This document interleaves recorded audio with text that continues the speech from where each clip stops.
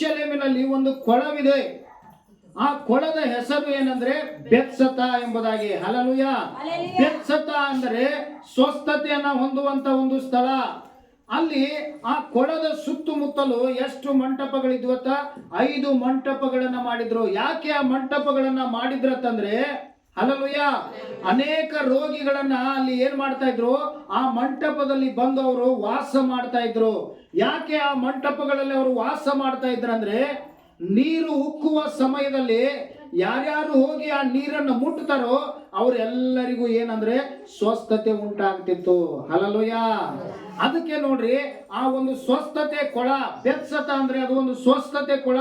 ಅದರ ಸುತ್ತಮುತ್ತಲು 5 ಮಂಟಪಗಳನ್ನು ಮಾಡಿದ್ರು. ಎದಕ್ಕಾಗಿ ಅಂದ್ರೆ, ಅಲ್ಲಿ ಜನರು ಇದ್ದುಕೊಂಡು ಆ ನೀರು ಉಕ್ಕುವ ಸಮಯದಲ್ಲಿ ಆ ನೀರನ್ನ ಮುಟ್ಟಿ ಅವ್ರು ಏನ್ ಮಾಡ್ತಾ ಇದ್ರು? ಗುಣ ಹೊಂದುತ್ತಾ ಇದ್ರು.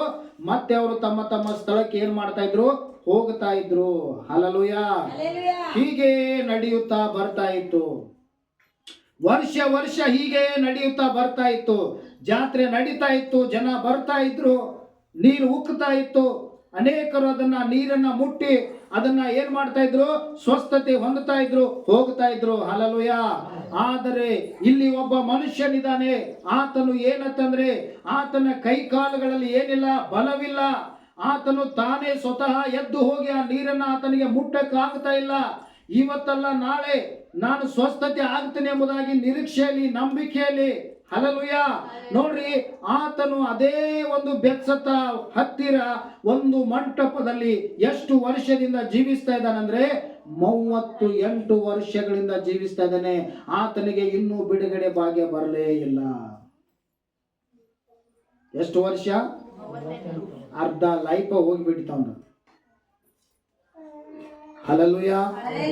ಇವತ್ತು ನಾವು ಸಭೆಗೆ ಬರ್ತೀವಿ, 1 ವಾರ 2 ವಾರ 1 ತಿಂಗಳ 2 ತಿಂಗಳ ಗುಣವಾಗದಿದ್ರೆ ಬಿಟ್ಟ ಮತ್ತೆ ಬೇರೆ ಕಡೆ ರೈತ. ಮತ್ತೆ ಯಾರು ಶಾಣೆ ಅದಾರ? ಹಲ್ಲೆಲೂಯಾ. ಎಲ್ಲಿ ಯಾರು ಚಲೋ ಮಾಡ್ತಾರ? ಇಲ್ಲಿ ಏನೋ ಕೆಲಸ ಆಗೋಲ್ಲ. ಹಲ್ಲೆಲೂಯಾ. ಆದರೆ ಎಷ್ಟು ವರ್ಷದಿಂದ ಅವನು ತಾಳ್ತಾ ಇದ್ದಾನೆ? 38 ವರ್ಷದಿಂದ ತಾಳ್ಮೆಯಿಂದಿದ್ದಾನೆ. ನೋಡ್ರಿ, ಅವನ ನಂಬಿಕೆ ಕಳ್ಕೊಳ್ಳಲಿಲ್ಲ, ಅವನ ನಿರೀಕ್ಷೆ ಕಳ್ಕೊಳ್ಳಲಿಲ್ಲ, ಅವನಿಗೆ ಬೇಸರ ಉಂಟಾಗಲಿಲ್ಲ. ಹಲ್ಲೆಲೂಯಾ. ಅಥವಾ ಅಲ್ಲಿರುವಂತಹ ಜನರನ್ನ ನೋಡಿ ಅವನು ಗುಣಗಟ್ಟಲಿಲ್ಲ, ನನಗೆ ಯಾರು ಸಹಾಯ ಮಾಡಲಿಲ್ಲ ಎಂಬುದಾಗಿ. ಹಲ್ಲೆಲೂಯಾ. ಆದರೆ ನಂಬಿಕೆ, ನಿರೀಕ್ಷೆ, ತಾಳ್ಮೆಯಿಂದ ಅವನು ಏನ್ ಮಾಡ್ತಾ ಇದ್ದಾನೆ? ಜೀವಿಸ್ತಾ ಇದ್ದಾನೆ. ಹಲ್ಲೆಲೂಯಾ. ಹಾಗಾದರೆ ಯಾವ ವರ್ಷ ಜಾತ್ರೆ ನಡೀತಾ ಇತ್ತೋ ಅನೇಕರು ಬಂದು ಗುಣವಾಗಿ ತಮ್ಮ ಮನೆಗಳಿಗೆ ಹೋಗ್ತಾ ಇದ್ರು. ಆದರೆ ಈ ರೋಗಿ ಮಾತ್ರ ಅಲ್ಲೇ ಬಿದ್ದುಕೊಂಡಿದ್ದನು. ಆದರೆ ಈಗ ಅವನಿಗೆ ಬಿಡುಗಡೆ ಕೊಡುವಂತ ಒಂದು ಸಮಯ ಬಂತು. ಹಲ್ಲೆಲೂಯಾ. ಈಗ ಜಾತ್ರೆಯಲ್ಲಿ ಆ ಒಂದು ಬೆತ್ಸದ ಸ್ಥಳದಲ್ಲಿ ಇವತ್ತು ಯಾರು ಬಂದಿದ್ದಾರೆ ಅಂತಂದ್ರೆ, ಕರ್ತನಾದ ಯೇಸು ಕ್ರಿಸ್ತನು ಆ ಸ್ಥಳಕ್ಕೆ ಬಂದಿದ್ದಾರೆ. ಬಂದು ಅಲ್ಲಿರುವಂತ ಎಲ್ಲಾ ಜನರನ್ನ ಅವರು ನೋಡಿರ್ಬೋದು. ಆದರೆ ಅವರ ದೃಷ್ಟಿ ಹೋಗಿದ್ದು ಯಾರ ಮೇಲೆ ತಂದ್ರೆ, ಆ ಒಂದು 38 ವರ್ಷಗಳಿಂದ ಯಾವ ರೋಗಿ ಅಲ್ಲಿ ಬಿದ್ದಿದ್ದನೋ ಆ ರೋಗಿಯ ಮೇಲೆ ಯೇಸುವಿನ ದೃಷ್ಟಿ ಹೋಯಿತು. ಹಲ್ಲೆಲೂಯಾ. ನೋಡ್ರಿ, ಅಲ್ಲಿ ವಚನ ನೋಡ್ರಿ, 5ನೇ ವಚನ ಓದ್ರಿ. ಅಲ್ಲಿ 38 ವರ್ಷದಿಂದ ರೋಗಿಯಾದ ಒಬ್ಬ ಮನುಷ್ಯನಿದ್ದು ಅವನು ಬಿದ್ದಿರುವುದನ್ನು ಯೇಸು ಕಂಡು ಇವನಿಗೆ ಹೀಗಾಗಿ ಬಹು ಕಾಲವಾಗಿದೆ ಎಂದು ತಿಳಿದುಕೊಂಡನು. ಆಮೆನ್. ಹಲ್ಲೆಲೂಯಾ. ನೋಡ್ರಿ, ಅವನ ಸಮಸ್ಯೆಯನ್ನ ಈ ಲೋಕದಲ್ಲಿ ಯಾರು ಅರ್ಥ ಮಾಡ್ಕೊಳ್ಳಲಿಲ್ಲ, ಯಾರು ಅವನಿಗೆ ಸಹಾಯ ಮಾಡೋದಕ್ಕೆ ಮುಂದೆ ಬರಲಿಲ್ಲ. ಹಲ್ಲೆಲೂಯಾ. ಎಷ್ಟೋ ವರ್ಷಗಳಿಂದ ಇವನು ಇಲ್ಲೇ ಬಿದ್ದಿದ್ದಾನೆ, ಇವನಿಗೆ ಈ ಸಾರಿ ಆದ್ರೂ ನಾವು ಸಹಾಯ ಮಾಡಿ ಇವನನ್ನ ಗುಣಪಡಿಸಿ ಮನೆಗೆ ಕಳಿಸೋಣ ಎಂಬುದಾಗಿ ಯಾರು ಒಬ್ಬರು ಅವನ ಬಗ್ಗೆ ಆಲೋಚನೆ ಮಾಡಲಿಲ್ಲ, ಯಾರು ಒಬ್ಬರು ಅವನ ಬಗ್ಗೆ ತಿಳ್ಕೊಳ್ಳಲಿಲ್ಲ. ಆದ್ರೆ ಅವನಿಗೆ ಸಹಾಯ ಮಾಡೋದಕ್ಕೆ ಯಾರೂ ಇಲ್ಲ. ಹಲ್ಲೆಲೂಯಾ. ಈಗ ಯಾರು ಬಂದಿದ್ದಾರಲ್ಲಿ? ಯೇಸು ಬಂದಿದ್ದಾನೆ. ಯೇಸು ಯಾರನ್ನ ನೋಡಿದ್ರೆ, 38 ವರ್ಷಗಳಿಂದ ಯಾವ ರೋಗಿ ಆ ಸ್ಥಳದಲ್ಲಿ ಬಿದ್ದಿದ್ದನೋ ಅವನನ್ನ ಯೇಸು ನೋಡಿದರು. ಯೇಸು ನೋಡಿ ಅವನ ಬಗ್ಗೆ ತಿಳಿದುಕೊಂಡು ಹೀಗೆ ಹೇಳ್ತಾ ಇದ್ದಾರೆ, ಇವನಿಗೆ ಹೀಗಾಗಿ ಬಹು ಕಾಲವಾಯಿತು ಎಂಬುದಾಗಿ. ಹಲ್ಲೆಲೂಯಾ. ಆ ಕಾಲದ ಸಮಯ ಎಷ್ಟು ಎಂಬುದಾಗಿ ನೋಡುವಾಗ 38 ವರ್ಷಗಳಾಯಿತು. ಆದರೆ ಇನ್ನೂ ಅವನಿಗೇನು ಬರಲಿಲ್ಲ? ಬಿಡುಗಡೆ ಭಾಗ್ಯ ಬರಲೇ ಇಲ್ಲ. ಹಲ್ಲೆಲೂಯಾ. ಆದರೆ ಇವತ್ತು ಅವನ ಬಳಿಯಲ್ಲಿ ಯಾರು ಬಂದಿದ್ದಾರೆ? ಯೇಸು ಬಂದಿದ್ದಾರೆ. ಅದಕ್ಕೆ ನೋಡ್ರಿ, ಮಗನು ನಿಮಗೆ ಬಿಡುಗಡೆ ಮಾಡದಿದ್ದರೆ ನಿಜವಾಗಲೂ ನಿಮಗೇನಿಲ್ಲ, ಬಿಡುಗಡೆ ಇಲ್ಲ. ಹಾಗಾದ್ರೆ ನಮಗೆ ಮಗನು ಬಿಡುಗಡೆ ಮಾಡುವುದಾದ್ರೆ ಅದೇ ನಿಜವಾದ ಶಾಶ್ವತವಾದ ಬಿಡುಗಡೆ. ಕರ್ತನಿಗೆ ಸ್ತೋತ್ರವಾಗಲಿ. ಈಗ ಯೇಸು ಅವನ ಬಳಿಗೆ ಬಂದು ನೋಡ್ರಿ ಏನ್ ಹೇಳ್ತಾ ಇದ್ದಾರೆ ನೋಡ್ರಿ. ಅವನಿಗೆ 6ನೇ ವಚನ ಕೊನೆ ಭಾಗ ನೋಡ್ರಿ. ನಿನಗೆ ಸ್ವಸ್ಥವಾಗಲಿಕ್ಕೆ ಮನಸ್ಸುಂಟು ಎಂದು ಅವನನ್ನು ಕೇಳಿದ್ದಕ್ಕೆ ಆ ರೋಗಿಯು, ಸ್ವಾಮಿ, ನೀರು ಉಕ್ಕುವಾಗ ನನ್ನನ್ನು ಕೊಳಗದೊಳಗೆ ಇಳಿಸುವವರು ಒಬ್ಬರು ಇಲ್ಲ. ನಾನು ಬರುವುದರೊಳಗಾಗಿ ನನಗಿಂತ ಮುಂದಾಗಿ ಮತ್ತೊಬ್ಬನು ಇಳಿಯುತ್ತಾನೆ ಎಂದನು. ಹಲ್ಲೆಲೂಯಾ. ಅವನಿನ್ನೂ ನಿನಗೆ ಸ್ವಸ್ಥವಾಗುವುದಕ್ಕೆ ಮನಸ್ಸಿದೆಯೋ ಎಂಬುದಾಗಿ ಕೇಳುವಾಗ ಇವರು ಏನಾದರೂ ನನಗೆ ಹೆಲ್ಪ್ ಮಾಡಬಹುದು, ಇಲ್ಲ ನೀರು ಉಕ್ಕುವಾಗ ನನ್ನನ್ನು ನೀರಿನಲ್ಲಿ ಇಳಿಸಬಹುದು ಅಂತೇಳಿ ಅವನು ತನ್ನ ಮನಸ್ಸಿನಲ್ಲಿರುವಂತ ತನ್ನ ಸಮಸ್ಯೆಯನ್ನ ಏನ್ ಮಾಡ್ತಾ ಇದ್ದಾನಂದ್ರ ಯೇಸುವಿಗೆ ಹೇಳಿಕೊಳ್ತಾ ಇದ್ದಾನೆ. ಅವನು ಏನ್ ಹೇಳ್ತಾ ಇದ್ದಾನಂದ್ರೆ, ಸ್ವಾಮಿ, ನೀರು ಉಕ್ಕುವಾಗ ನನಗೆ ಸಹಾಯ ಮಾಡಲು ಯಾರು ಇಲ್ಲ. ನೀರು ಉಕ್ಕುವಾಗ ನನಗಿಂತಲೂ ಮುಂಚಿತವಾಗಿ ಹೋಗಿ ಬೇರೆಯವರು ಏನ್ ಮಾಡ್ತಾರೆ, ಆ ನೀರನ್ನು ಮುಟ್ಟಿ ಅವ್ರು ಏನ್ ಮಾಡ್ತಾರೆ, ಸ್ವಸ್ಥತೆಯನ್ನ ಹೊಂದಿ ಹೋಗ್ತಾರೆ. ಆದ್ರೆ ನನಗೆ ಆ ಭಾಗ್ಯ ಇನ್ನೂ ಬರಲಿಲ್ಲ. ಹಲ್ಲೆಲೂಯಾ. ಆಗ ಯೇಸು ಏನ್ ಹೇಳ್ತಾರೆ ನೋಡ್ರಿ, 8ನೇ ವಚನ ಓದ್ರಿ. ಯೇಸು ಅವನಿಗೆ ಹೇಳಿದನು. ಸ್ವಸ್ಥನಾಗಿ ತನ್ನ ಹಾಸಿಗೆಯನ್ನು ಹೊತ್ತುಕೊಂಡು ನಡೆದನು. ಆಮೆನ್. ಹಲ್ಲೆಲೂಯಾ. ಆ ಕ್ಷಣವೇ ಆ ಮನುಷ್ಯನು ಸ್ವಸ್ಥನಾಗಿ ತನ್ನ ಹಾಸಿಗೆಯನ್ನ ಏನ್ ಮಾಡಿದತ್ರಿ, ಹೊತ್ತುಕೊಂಡು ನಡೆದನು. ಎಷ್ಟು ವರ್ಷದಿಂದ ಬಿದ್ದಿದ್ದನು? 38 ವರ್ಷದಿಂದ ಬಿದ್ದಿದ್ದನು. ಆದರೆ ಈಗ ಯೇಸು ಒಂದು ಮಾತು ಹೇಳಿದ್ದರಿಂದ, ಹಲ್ಲೆಲೂಯಾ, ಯಾವ ಅವನ ಕೈ ಕಾಲುಗಳಲ್ಲಿ ಬಲವಿರಲಿಲ್ಲವೋ, ಯಾವುದು ಅವನ ಕೈಲೇ ಮಾಡಕ ಆಗ್ತಾ ಇದ್ದಿದ್ದಿಲ್ಲವೋ, ಇವತ್ತು ಯೇಸು ಹೇಳಿದ ತಕ್ಷಣ ಅವನ ಕೈ ಕಾಲುಗಳಲ್ಲಿ ಒಂದು ಹೊಸ ಬಲ ಬಂತು, ಒಂದು ಹೊಸ ಶಕ್ತಿ ಬಂತು. ಅದೇ ಕ್ಷಣ ಅವನು ಎದ್ದು ನಿಂತುಕೊಂಡು, ಹಲ್ಲೆಲೂಯಾ, ತನ್ನ ಹಾಸಿಗೆಯನ್ನು ಆತನು ಏನು ಮಾಡಿದಾನೆ, ಹೊತ್ತುಕೊಂಡಿದ್ದಾನೆ. ಹಲ್ಲೆಲೂಯಾ.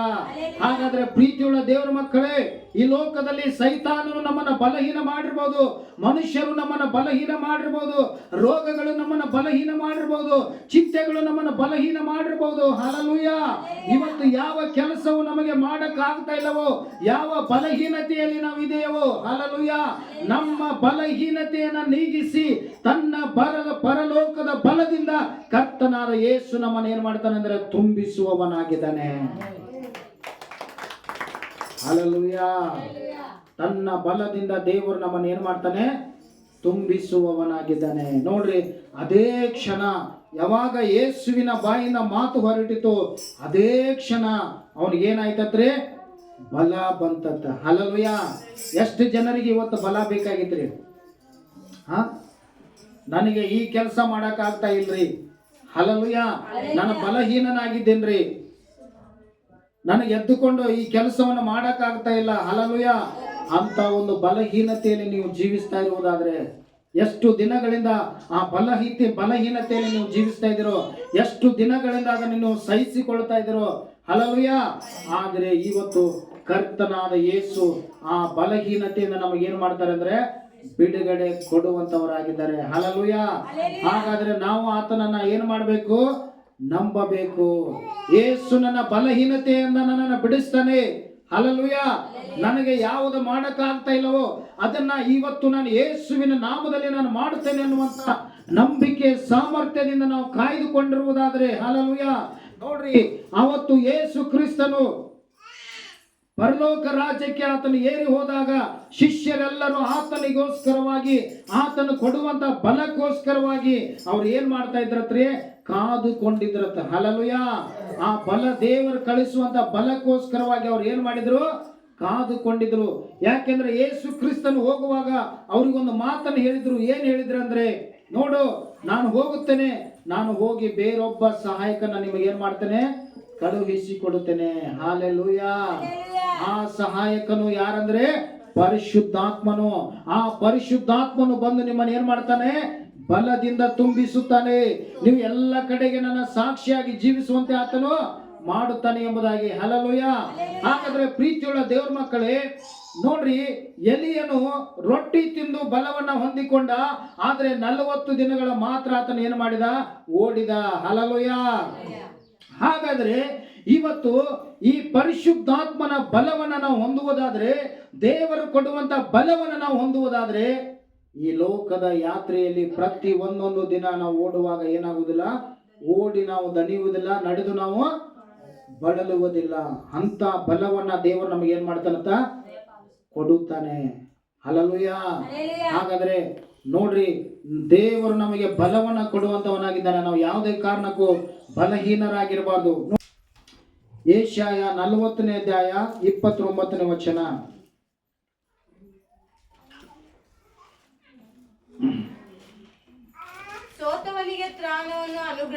ಸೋತವನಿಗೆ ತ್ರಾಣವನ್ನು ಅನುಗ್ರಹಿಸಿ ನಿರ್ಬಲನಿಗೆ ಬಹುಬಲವನ್ನು ದಯಪಾಲಿಸುತ್ತಾನೆ. ಯುವಕರು ದಣಿದು ಬಳಲುವರು, ತರುಣರು ಸೊರಗಿ ಮುಗ್ಗರಿಸುವರು. ಯೆಹೋವನನ್ನ ನಿರೀಕ್ಷಿಸುವವರು ಹೊಸ ಬಲವನ್ನ ಹೊಂದುವರು. ಹದ್ದುಗಳಂತೆ ರೆಕ್ಕೆಗಳನ್ನ ಚಾಚಿಕೊಂಡು ಏರುವರು, ಓಡಿ ದಣಿಯರು, ನಡೆದು ಬಳಲರು. ಹಲ್ಲೆಲೂಯ. ಹಲ್ಲೆಲೂಯ. ಆತ್ಮನು ಕೊಡುವಂತ ಬಲ ಅದು ವಿಶೇಷವಾದಂತ ಬಲ. ಯೇಸು ಕ್ರಿಸ್ತನು ನಮಗೆ ಕೊಡುವಂತ ಬಲ ಅದು ವಿಶೇಷವಾದಂತ ಬಲ. ನೀವೆಷ್ಟೇ ಓಡಿದರೂ ನಿಮಗೇನಾಗುವುದಿಲ್ಲ? ದಣಿವು ಆಗುವುದಿಲ್ಲ. ನೀವೆಷ್ಟೇ ನಡೆದರೂ ನಿಮಗೇನಾಗುವುದಿಲ್ಲ? ನೀವು ಬಳಲೇ ಹೋಗುವುದಿಲ್ಲ. ಅಂತ ಬಲವನ್ನ ಕೊಡುತ್ತಾರೆ. ಹಲ್ಲೆಲೂಯ. ಹಾಗಾದ್ರೆ ಯಾರಿಗೆ ಬಲವನ್ನ ಕೊಡ್ತಾರತ್ತೆ? ಸೋತು ಹೋದವರಿಗೆ. ಯಾರಿಗೆ ಕೊಡ್ತಾರತ್ರಿ? ಸೋತು ಹೋದವರಿಗೆ. ಹಲ್ಲೆಲೂಯ. ಸೋತು ಹೋದವರಿಗೆ ದೇವರು ಏನ್ ಮಾಡ್ತಾರತ್ತೆ? ಹೊಸ ಬಲವನ್ನ ಕೊಡ್ತಾರತ್ತೆ. ನೋಡ್ರಿ, ಆ ವ್ಯಕ್ತಿ 38 ವರ್ಷಗಳ ಕಾಲ ಏನಾಗಿದ್ದನು? ಸೋತು ಹೋಗಿದ್ದನು. ಅವನಿಗೆ ಬಲ ಇರಲಿಲ್ಲ, ನಡಿಯಕ್ ಆಗ್ತಾ ಇರಲಿಲ್ಲ, ಎದ್ದು ಕೂತ್ಕೊಳ್ಳಕ್ ಆಗ್ತಾ ಇರಲಿಲ್ಲ. ಅಲ್ಲೇ ಆತನ ಪಕ್ಕದಲ್ಲಿರುವಂತ ಕೊಳವನ್ನ ಹೋಗಿ ಅವನಿಗೆ ಏನ್ ಮಾಡಕ್ಕಾಗ್ಲಿಲ್ಲ? ನೀರನ್ನ ಮುಟ್ಟಕ್ಕಾಗಲಿಲ್ಲ. ಸೋತು ಹೋಗಿದ್ದ, ನಿರಾಶೆಯಲ್ಲಿದ್ದ. ಆ ಸೋತು ಹೋದವನಿಗೆ ಈಗ ಯೇಸು ಕ್ರಿಸ್ತನು ಬಂದು ಒಂದೇ ಒಂದು ಮಾತನ್ನ ಹೇಳ್ತಾ ಇದ್ದಾರೆ, ಮಗನೇ, ನಿನ್ನ ಹಾಸಿಗೆಯನ್ನು ಏನು ಮಾಡು? ಹೊತ್ತುಕೊಂಡು ನಡೆ ಎಂಬುದಾಗಿ. ಹಲ್ಲೆಲೂಯ. ನೋಡ್ರಿ, ಯೇಸು ಕ್ರಿಸ್ತನು ಹೇಳಿದ ತಕ್ಷಣ ಆತನಿಗೆ ಹದ್ದುಗಳ ರೀತಿಯಲ್ಲಿ ಆತನಿಗೆ ಏನು ಬಂತು? ಬಲ ಬಂತು. ಹಲ್ಲೆಲೂಯ. ಇವತ್ತು ಅನೇಕರು ನಮ್ಮ ವಯಸ್ಸು ಮೇಲೆ ನಮ್ಮ ನಂಬಿಕೆ ಇಡಬಾರ್ದು. ನೋಡ್ರಿ, ನಮ್ಮ ವಯಸ್ಸು ಈಗ 60 ಇರ್ಬೋದು, 50 ಇರ್ಬೋದು. ಹಲ್ಲೆಲೂಯ. 70 ಇರ್ಬೋದು. ಹಲ್ಲೆಲೂಯ. ಆದರೆ ಪರಿಶುದ್ಧಾತ್ಮನು ನಮ್ಮ ಮೇಲೆ ಇರುವುದಾದ್ರೆ, ಪರಿಶುದ್ಧಾತ್ಮನ ಬಲ, ಪರಿಶುದ್ಧಾತ್ಮನ ಅಭಿಷೇಕ ನಮ್ಮ ಮೇಲೆ ಇರುವುದಾದ್ರೆ, ಹಲ್ಲೆಲೂಯ, ನಾವು ಈಗಲೂ ಸಹ 16 ವರ್ಷದ ಯೌವನಸ್ಥರೇ. ಶರೀರದಲ್ಲಿ ನಾವು ಏನಾಗಿರ್ಬೋದು? ವಯಸ್ಸಾಗಿರ್ಬೋದು. ಆದ್ರೆ ಆತ್ಮದಲ್ಲಿ ನಾವು ಏನಾಗಿದ್ದೇವೆ? ಯೌವನಸ್ಥರಾಗಿದ್ದೇವೆ, ಬಲ ಹೊಂದಿದವರಾಗಿದ್ದೇವೆ. ನೋಡ್ರಿ, ಮೋಸೆ 120 ವರ್ಷವಾದರೂ ಅವನ ಬಲ ಕುಂದಿ ಹೋಗಲಿಲ್ಲ, ಅವನ ಕಣ್ಣುಗಳು ಮಬ್ಬಾಗಲಿಲ್ಲ ಅಂತ ವಚನದಲ್ಲಿ ಬರೆಯಲ್ಪಟ್ಟಿದೆ. ಮೋಸೆ ಎಂತ ಯಾವ್ದ್ರಿಂದ ಬಿಡಿಸ್ತಾನ್ರಿ? ಬಲಹೀನತೆಯಿಂದ ಬಿಡಿಸಿ ನಮಗೆ ದೇವರು ಏನು ಕೊಡ್ತಾರೆ? ಹೊಸ ಬಲ. ಎಷ್ಟು ಜನರಿಗೆ ಇವತ್ತು ಹೊಸ ಬಲ ಬೇಕ್ರಿ? ಹಲ್ಲೆಲೂಯ. ನಮಗೆಲ್ಲರಿಗೂ ಒಂದು ಹೊಸ ಬಲ ಬೇಕು. ಆ ಹೊಸ ಬಲ ಹೇಗೆ ಬರುತ್ತದೆ? ಅಪೊಸ್ತಲರ ಕೃತ್ಯಗಳು 1ನೇ ಅಧ್ಯಾಯ 8ನೇ ವಚನ. ನಿಮ್ಮ ಮೇಲೆ ಬರಲು, ಆದರೆ ಪವಿತ್ರಾತ್ಮನು ನಿಮ್ಮ ಮೇಲೆ ಬರಲು ನೀವು ಬಲವನ್ನ ಹೊಂದಿ ಯೆರೂಸಲೇಮಿನಲ್ಲಿಯೂ ಎಲ್ಲಾ ಯೂದಾಯ ಸಮಾರ್ಯ ಸೀಮೆಗಳಲ್ಲಿಯೂ ಭೂಲೋಕದ ಕಟ್ಟ ಕಡೆಯವರೆಗೂ ನನಗೆ ಸಾಕ್ಷಿಗಳಾಗಿರಬೇಕು ಅಂದನು. ಆಮೆನ್. ಹಲ್ಲೆಲೂಯ. ಯಾರು ನಮ್ಮ ಮೇಲೆ ಬರಲು ನಮಗೆ ಬಲ ಬರ್ತಿದ್ರಿ? ದೇವರು ನಮಗೆ ದಯಪಾಲಿಸಿದ ಆತ್ಮ, ಬಲ, ಶಿಕ್ಷಣ, ಪ್ರೀತಿಯ ಆತ್ಮ ಅಂತ. ಹಾಗಾದ್ರೆ ದೇವರು ನಮಗೆ ಯಾವ ಅಂದ್ರೆ ಪರಿಶುದ್ಧಾತ್ಮನ ಬಲ. ಯಾವ ಬಲ ಹೊಂದಿಕೊಳ್ಳಬೇಕು ನಾವು? ಪರಿಶುದ್ಧಾತ್ಮನ. ಹಾಗಾದ್ರೆ ಈ ಪರಿಶುದ್ಧಾತ್ಮನ ಬಲ ಹೆಂಗ್ ಬರ್ತೈತಿ ನಮಗ? ಎಷ್ಟು ದಿನ ಪ್ರಾರ್ಥಿಸುವಾಗ್ರಿ? ನಾವು ಪ್ರತಿದಿನ ಪ್ರಾರ್ಥಿಸುವಾಗ ಯಾರ ಬಲ ಹೊಂದಿಕೊಳ್ತೀವಿ? ನಾವು ಪರಿಶುದ್ಧಾತ್ಮನ ಬಲವನ್ನ ಹೊಂದಿಕೊಳ್ತೇವೆ. ನಾವು ಒಂದು ವೇಳೆ ಪ್ರಾರ್ಥಿಸಲಿಲ್ಲ ಅಂದ್ರೆ ನಾವು ಏನಾಗ್ತೀವಿ ಅಂದ್ರ ಬಲಹೀನರಾಗಿ ಬಿಡ್ತೇವೆ. ಹಲ್ಲೆಲೂಯ. ಅದಕ್ಕೆ ನೋಡ್ರಿ, ನೀವು ಬಲ ಹೊಂದಬಾರ್ದಂತೇಳಿ ಸೈತಾನನು ನಿಮ್ಮ ಪ್ರಾರ್ಥನೆಗಳಿಗೆ ಆತನ ಏನ್ ಮಾಡ್ತಾನಂದ್ರೆ ಅಡ್ಡಿಪಡಿಸುವಂತವನಾಗಿದ್ದಾನೆ. ನೀವು ಪ್ರಾರ್ಥಿಸಿದ ಹಾಗೆ ನಿಮ್ಮನ್ನ ಆತನ ಏನ್ ಮಾಡ್ತಾನಂದ್ರೆ ಬಲಹೀನರಾಗಿ ಮಾಡ್ತಾನೆ.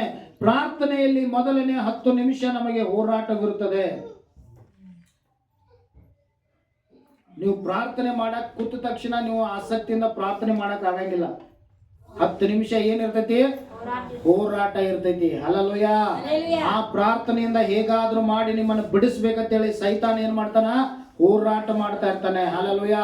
ಆದರೆ ಆ 10 ನಿಮಿಷ ಮುಂದೆ ನೀವು ದಾಟಿ ಹೋಗುವಾಗ ಅಲ್ಲಿ ಒಂದು ವಿಶೇಷವಾದ ಬಲ, ವಿಶೇಷವಾದ ಪ್ರೇರಣೆ, ವಿಶೇಷವಾದ ದರ್ಶನಗಳು ನಿಮಗೆ ದಯಪಾಲಿಸ್ತಾನೆ ದೇವರು. ಆಗ ನೀವು ಎಷ್ಟೇ ಪ್ರಾರ್ಥನೆ ಮಾಡಿದ್ರು ನಿಮಗೇನಾಗುವುದಿಲ್ಲ? ಬೇಸರಿಕೆ ಆಗುವುದಿಲ್ಲ. ಹಲ್ಲೆಲೂಯ. ಮೋಸೆಯ ಹಾಗೆ ನಾವು ಪ್ರಾರ್ಥಿಸ್ತಾ ಇರಬೇಕು. ಮೋಸೆ ಎಷ್ಟು ದಿನ ದೇವರ ಸನ್ನಿಧಾನದಲ್ಲಿ ಕುಳಿತುಕೊಳ್ತಾ ಇದ್ದನು? 40 ದಿನಗಳ ಕಾಲ. ಹಲ್ಲೆಲೂಯ. ಅದಕ್ಕೆ ಅವನಿಗೆ ಅಷ್ಟೊಂದು ಬಲ ಇತ್ತು. ಮೋಸೆಯ ಪ್ರಾರ್ಥನೆಗೆ ಅಷ್ಟೊಂದು ಬಲ ಇತ್ತು. ನೋಡ್ರಿ, ಮೋಸೆ ಪ್ರಾರ್ಥಿಸುವಾಗೆಲ್ಲ ಇಸ್ರಾಯೇಲರಿಗೆ ಏನು ಸಿಗ್ತಾ ಇತ್ತ? ಜಯ ಸಿಗ್ತಾ ಇತ್ತ. ಹಲ್ಲೆಲೂಯ.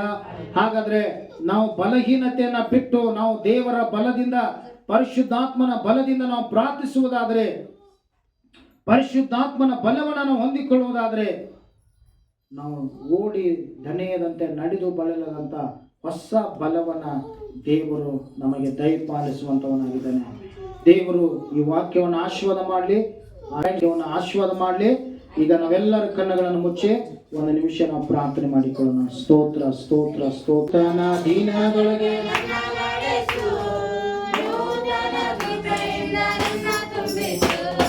ಸವಲನ್ನು ಸಂಧಿಸಲು, ಈ ಲೋಕವನ್ನ ಜಯಿಸಲು, ಸವಲನ್ನು ಸಂಧಿಸಲು, ಈ ಲೋಕವನ್ನ ಜಯಿಸಲು, ಸಂಬಂಧವು ಸ್ಥಿರಗೊಳ್ಳಲು, ನಮ್ಮ ಸಂಬಂಧವು ಸ್ಥಿರಗೊಳ್ಳಲು, ಸಮಾಧಾನ ಹೊಂದಲು,